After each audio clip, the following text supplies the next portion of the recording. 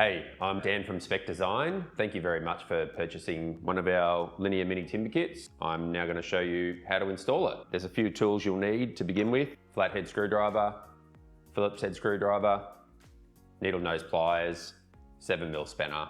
And with every kit, we will send you brand new cotter pins, which are used for the steam knobs. So to remove the steam knob, this is probably the most difficult part, so have a little bit of patience with it. What we want to do first is take the steam tap insert off. Once we're inside, you can see we have the cotter pin with both the ends bent over. This prevents the pin from falling out. So what we want to do here is wind our tap out as far as we can get it. And what we want to do is straighten these pins with our needle nose pliers. So you want to straighten both of those ends and just bring them together to straighten that pin right out. And this will make your life much easier to get the pin out. Wind the tap back in. And what we want to do is now remove that pin. So you get your needle nose pliers on the end of that pin. This can be quite difficult, this part. You can also have two pairs of pliers, and one can be used to pull the tap out and the other set can be used to pull the pin out. Then what we want to do is just wind our steam knob out, and there'll be 3 washers inside, 2 brass washers and 1 stainless steel washer. You just want to set those aside.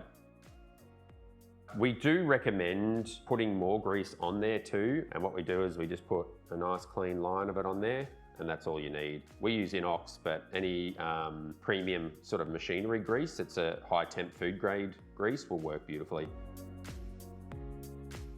So these are our custom steam knobs made out of solid timber.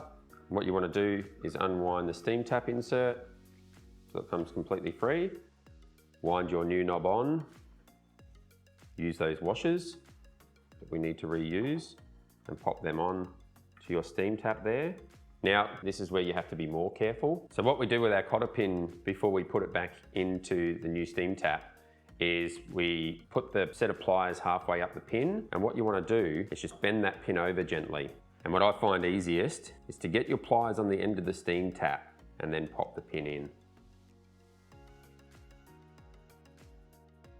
Wind the steam knob right out, and this will hold the pin in place while we bend the ends. That's how you want it to look. Bent ends, that will hold the pin in. And what you want is for that steam knob to just have that little bit of play before it engages. And we simply put our steam tap insert back in.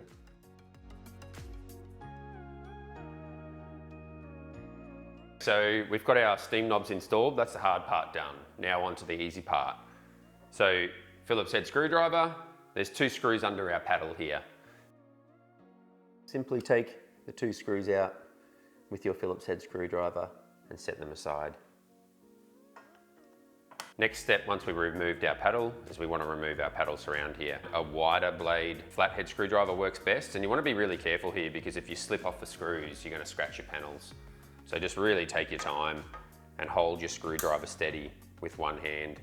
I must say, before we even start this process, your machine needs to be switched off, unplugged and completely cooled down, because you don't want to get inside the machine with live wiring.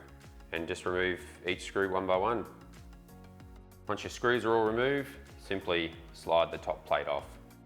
So next step is to remove the paddle surround from inside. So what we'll need is our 7mm spanner, and what you want to do is to get onto each one of these 7mm nuts. If the nuts and everything fall inside the machine, that's no big deal. We can always collect them afterwards because it's a little bit hard to retain them, and just put them aside. So what we want to do is put our new paddle surround into place. What I find easiest is to just bring the paddle to the middle like that, and then just slide our paddle surround over, back into place. Put all your nuts and washers back on the back plate, just finger tight. And then what you want to do is use your paddle to double check that it is dead horizontal. This is very important. And then tighten all your nuts up after that. Then what we want to do is fit our new timber and metal paddle, slide it into place. What I like to do is get both screws into position loosely, and once you have that done, you can tighten them both up.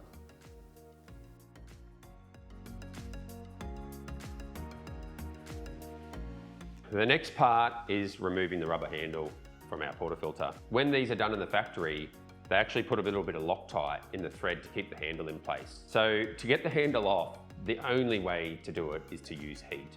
And what we want to do is use a heat gun or a hairdryer right on this metal part here to melt the glue to loosen it.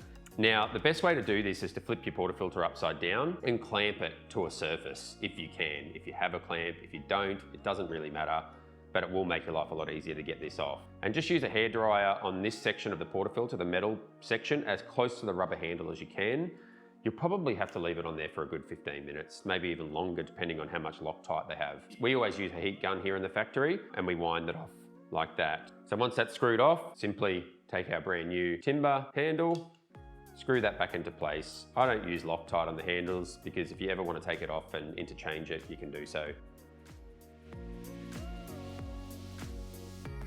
So the next part of the process, if you have decided to buy one of our premium kits, which come with badges, they'll be either timber or metal, is to change the badges over. This can be quite tricky because the badges that we supply don't come with any glued backing. We just haven't found a company yet that can supply us with a double-sided tape that can be laser cut to suit such a small font. So at the moment we're gluing them on with special super glue, which you can use any household super glue at home, but you have to be extremely careful on the amount of glue you use.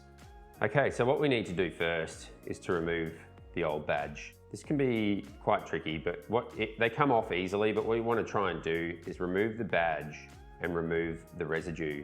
So I just really take my time. You'll never be able to reuse these badges, so you just need to take it off very, very slowly to sort of take as much of the residue off with the badge, which saves you cleaning time afterwards. Once we removed our old badge, you may need to clean the residue off. I took my time to remove the old badge, therefore there's no leftover residue, so you won't be able to see anything at all. It's not as noticeable on a white machine anyway as it would be on a black machine, for instance. If there is any leftover residue, use a microfiber cloth. We use an ABS cleaner. This does not affect the paint in any way, but if you don't have something like this, you can go to your local hardware store and get some wax and grease remover and something that doesn't have harsh solvents or acetone in it, and that won't affect the paint. Now what we need to do is stick our new badge on. So you can position this any way you like. I mean, we usually offset ours to the left. I just find offsetting it to the left more appealing to the eye. It's just personal preference. What we do is use a little bit of masking tape, line it up flush with the bottom of our tray and with the end.